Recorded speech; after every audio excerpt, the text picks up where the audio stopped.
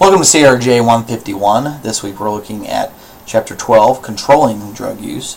And when we look at this, drug use and drug control really kind of always interpenetrate and then mutually influence each other.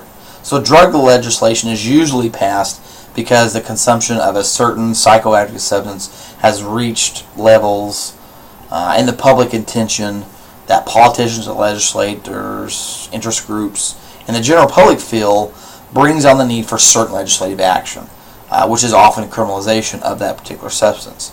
So understanding drug control is really part and parcel of understanding drug use. So that's really the objective of this chapter.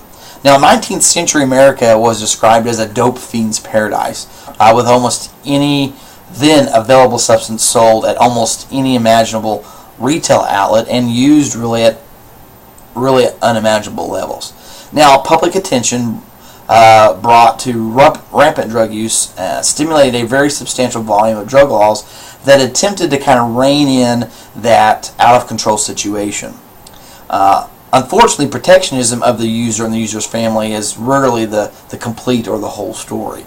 So the early social sectors that acted to prohibit drugs were made up of women, particularly feminists, anti-immigrant, nativist forces, very fervent Christians, reformers, social workers that were attempting to improve the lot of the working man, as well as cultural conservatives.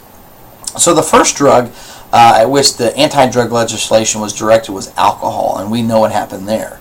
Then it was opium that became a legislative target.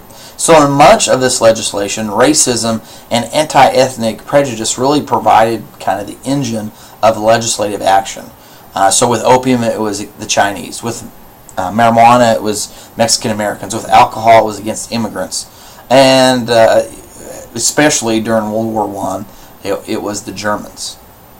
Now, the story behind Prohibition, which was from 1920 to 1933, is really instructive with respect to the different social forces that were used to control alcohol.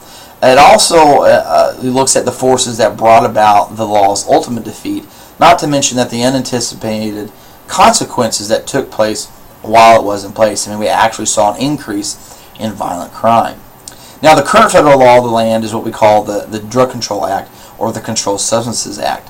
Now, since it was passed in 1970, there's not really been much substantial reform in the drug laws, and probably not much that's likely to take place anytime in the near soon future. But in the late 1970s, early 2000 era, we've really witnessed a moderation of drug use, really an overall decline in the crime rate, and more or less satisfaction with the status quo. And so when we look at the United States as a whole, drug reform through legislation really is a non-issue anymore. Now, next time we'll take a look at Chapter 13, which talks about drugs and crime and what's the connection there, as well as Chapter 14, which takes a look at the illicit drug industry.